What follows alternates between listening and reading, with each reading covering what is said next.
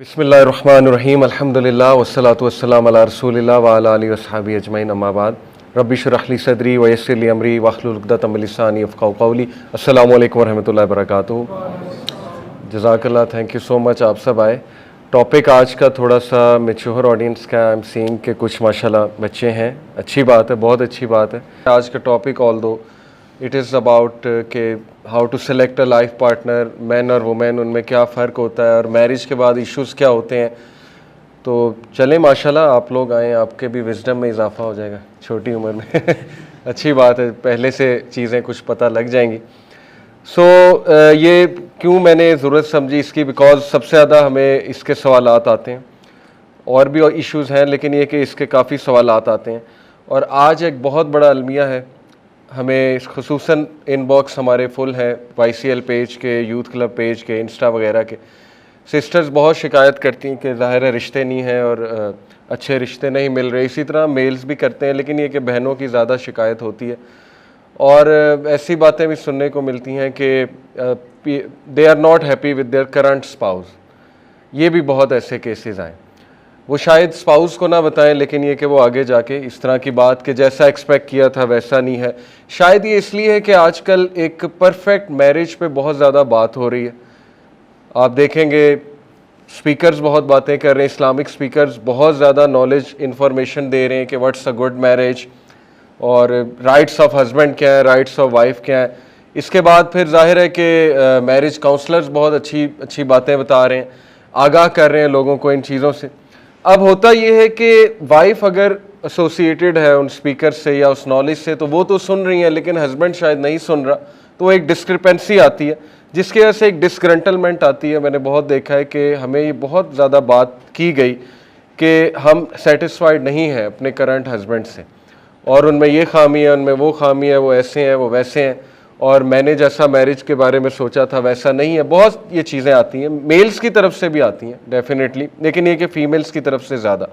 तो ये एक अलमिया नज़र आ रहा है कि समहाउ इतनी इन्फॉर्मेशन आ गई है, इतना नॉलेज आ गया, लेकिन अभी तक उसकी प्रैक्टिकलिटी हमारी सोसाइटी में नहीं आई, जिसकी वजह से डिस्ग्रंटलमेंट बहुत है, फिर डिफरेंसेस बहुत बिल्ड हो रहे हैं और डिवोर्स तक बात चली जाती है। दूसरा जो है वो मैं एक बहुत बड़ा रीज़न समझता हूँ, जो इस्लामिक फ़िलासफ़ी क्लियर नहीं है हम लोगों को किसी भी मामले को रन करने की, और हमारी तरबियत ही ऐसे नहीं हुई है। हम लोग जिस एज में रह रहे हैं वहाँ वेस्टर्न फ़िलासफ़ीज़ मुसल्लत हैं, और वेस्टर्न फ़िलासफ़ी में ये जो एक फ़िलासफ़ी है ना फ्रीडम ऑफ स्पीच की, या आप कह लें कि एब्सोल्यूट फ्रीडम ऑफ स्पीच, या डिसएग्रीइंग विद समवन, या ये कि अपना ओपिनियन होना, इसकी बहुत आदत डाली जा रही है हमें कि तुम्हारा एक अपना ओपिनियन होना चाहिए।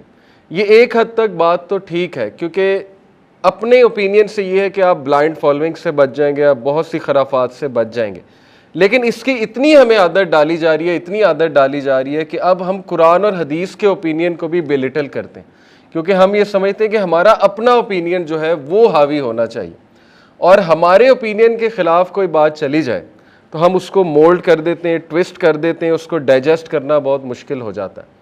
और यही पुरानी कौमों ने गलती की थी और उनकी तबाही की बहुत बड़ी वजह बनी कि कुरान और हदीस से जो ओपिनियन आ रहा है, अगर वो आपके ओपिनियन या कल्चर पे फिट नहीं बैठ रहा है तो उसको ट्विस्ट करना, या कहना कि नहीं ये तो फ़लाने की इंटरप्रिटेशन है, ऐसा नहीं, और अपनी बात करते रहना। ये दोनों का मसला है, मर्दों का भी औरतों का भी, मैं दोनों की यहाँ पे बात कर रहा हूँ, एल्डर्स का भी है ज़ाहिर।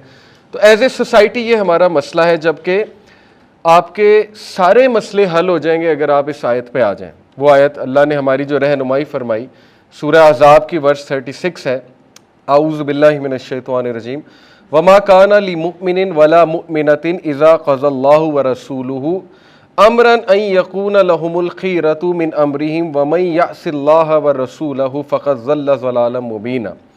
It is not fit for a believing man और अ बिलीविंग वुमेन, नहीं ज़ेब देता एक मोमिन मर्द और मोमिन औरतों को कि जब अल्लाह और उसका रसूल एक फ़ैसला कर चुके हैं तो उसमें उसके बाद उनका कोई ओपिनियन हो। ये है फ़ैसला अल्लाह का कुरान मजीद में। अब हम में आधे से ज़्यादा लोगों को ये डेफिनेशन ही हज़म नहीं होनी मोमिन की और मुसलमान की कि ये क्या, इसका मतलब हम स्लेव्स हैं, यही है ना, हमें तो ये बताया गया तुम फ्री हो, तुम बहुत ओपिनियनेटेड होना चाहिए, तुम्हारा ये ओपिनियन होना चाहिए, वो ओपिनियन होना चाहिए। तो बात वही है कि at the end of the day truth तो यही है कि हम अतीउल्लाह व अतीउर रसूल करने वाले लोग हैं, और जितना ये हम अपनी जनरेशन को जल्दी बता दें, चाहे उनसे हज़म हो या ना हो, उतना हमारे लिए बेहतर है। किसी भी तरीके से उनकी तरबियत इस पे करें। तो यही है कि इसके बाद उनके पास कोई चॉइस नहीं कि वो कोई ओपिनियन दें, जबकि अल्लाह और रसूल ने एक फ़ैसला जो है वो जज कर दिया है तुम्हारे दरमियान। एंड हुएवर डिसोबेज, और इसके बाद जो भी डिसोबे करेगा अल्लाह को और उसके रसूल को, has certainly strayed into clear error, तो फिर फ़क़त ज़ल्ला ज़लालम मुबीना, वो फिर बहुत ही गुमराही का शिकार हो।